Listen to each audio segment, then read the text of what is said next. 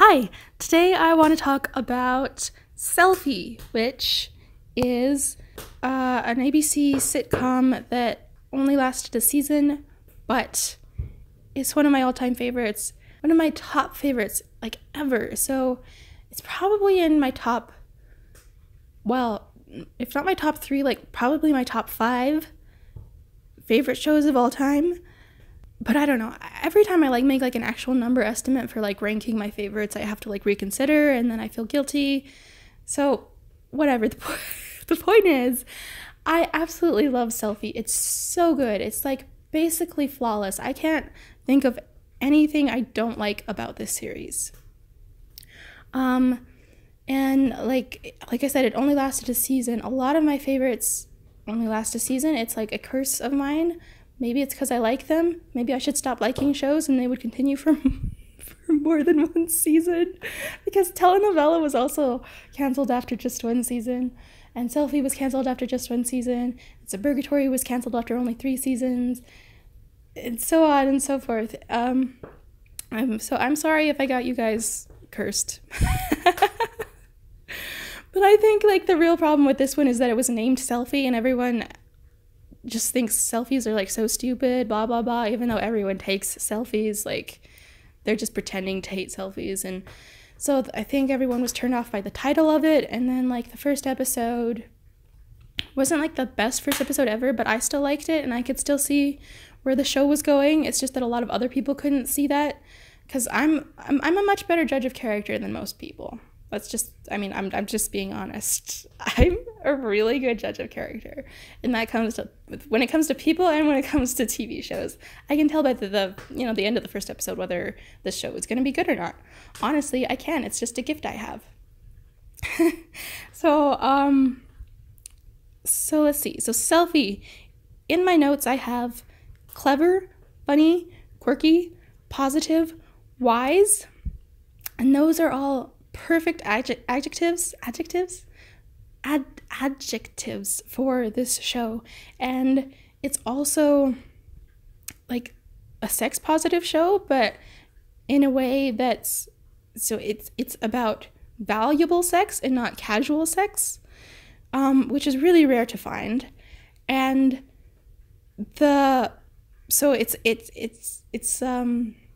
like I said, it's clever, funny, quirky, positive, and wise. And I was watching this show recently with a friend, and she was like, "This is so cringy."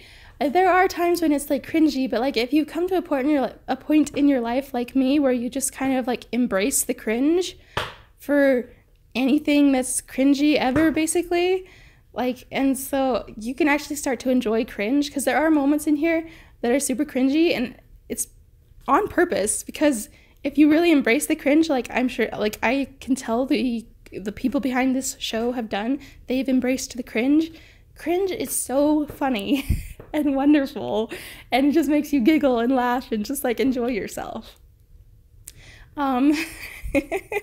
So for me, it's a positive for the show, that at times it's so silly, it's cringy, but I don't know, maybe some people don't like that, but I think it's great. So it's really fun, and it doesn't take itself seriously, and therefore it's free to do all the dramatic things that drama queens like myself love to see in movies or TV shows. It even has basically a musical episode where people get to belt out their intense feelings and and it kind of gives deeper meaning to songs. I never understood Chandelier by Sia until I saw this show, because there's this scene where the main character sings the song, and now I get it. And now that song, I always thought it was overhyped and not that great, Chandelier was, but now I love that song and I totally get it, and I sing it every time I hear it, and it's great. But the best thing about this show, what is wrong with me? The best thing about this show is Karen Gillan and John Cho. They're wonderful comedic actors. They're so funny, and they have amazing on-screen chemistry. They have the best chemistry. They're so hot together on screen. Like, and like in real life, they're not together. So I'm not saying like in real life they're hot together. But on screen, they're hot together. And the thing is, like, usually people who are together in real life don't seem to have really good on-screen chemistry, whereas people who are just good friends in real life do seem to have good on-screen chemistry. And so I think that that's what this is that Karen, Gillan, and John Cho are really good friends off-screen. And that would make sense because, so I'm going to start talking about astrology a bit because I'm really into astrology, and like the relationship between Karen Gillan and John Cho, their characters on the show, is a lot like the romance between a Leo and a Virgo. And they play the part so well. I thought, you know, they've got to be a Leo and a Virgo in real life too. And it turns out Karen Gillan actually is a Leo in real life. And that's basically who she's playing in the show too.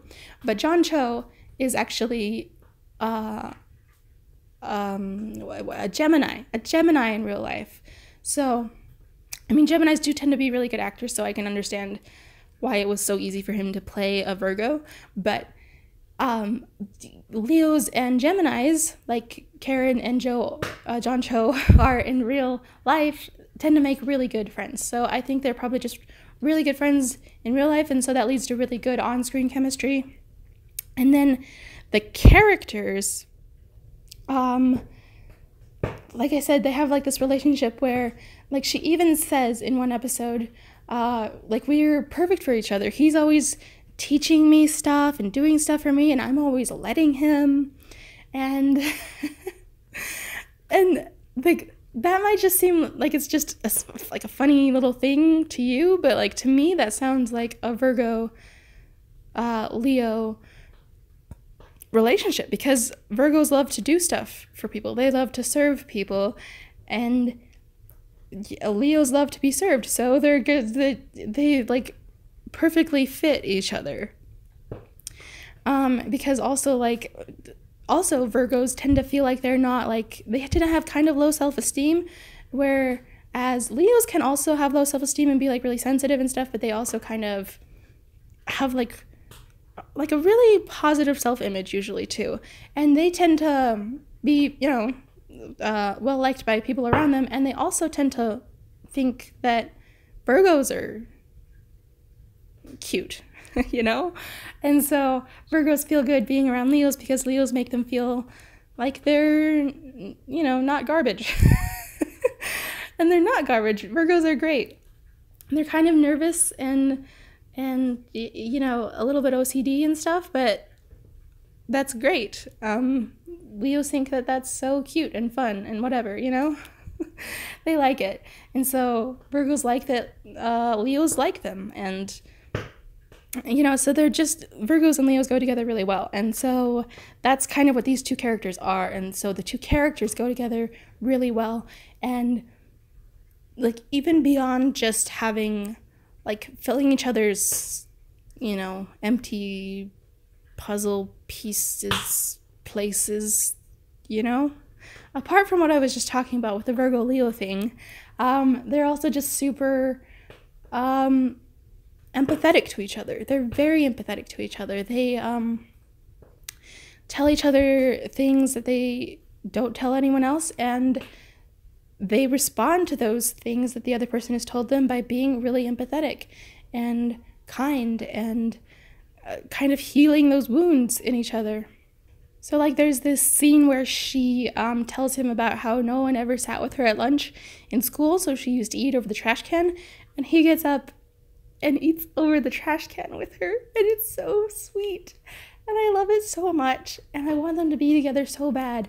Like, this couple is like my OTP, and like, I've never really understood what an OTP was, but I think it means that, like, out of all the characters ever, like, these two characters are your favorite pair, and that's what these two characters are for me. So I love them together, and like, so they show each other these parts of themselves that they don't show to anyone else, and they're basically each other's only real friends, and that really appeals to me because I don't have any friends. So like, when I fall in love, I expect that person to be like my only real friend, and so like, this is sort of my fantasy. This show is like this relationship between these two characters. So this, because they're so kind and empathetic to each other, that's why the show can have such a happy tone, because it's made clear that otherwise these two characters would be incredibly lonely, and they are incredibly lonely without each other, and they have no other friends besides each other, and they have all these issues from the younger years that they have to work through and heal from, and they directly heal each other of those wounds. But at the same time, like, I really like how it kind of does draw a line. Like, there are some things, so, there are some things that you don't forgive, I feel like. I mean, not that you don't forgive them, but you don't, like, make up and be friends with some people who hurt you in the past. Like I was saying, like, so these characters have people who hurt them in the past, especially the main character, and, like, her sister, and, Henry, John Cho's character, tells, you know, Liza, Karen Gillan's character, to make up with her sister, like, to talk with her and, like, communicate with her and see what's up. And, but then, like, at the same time, another character, Charmonique, was talking about her brother and how her brother, like, stabbed her once.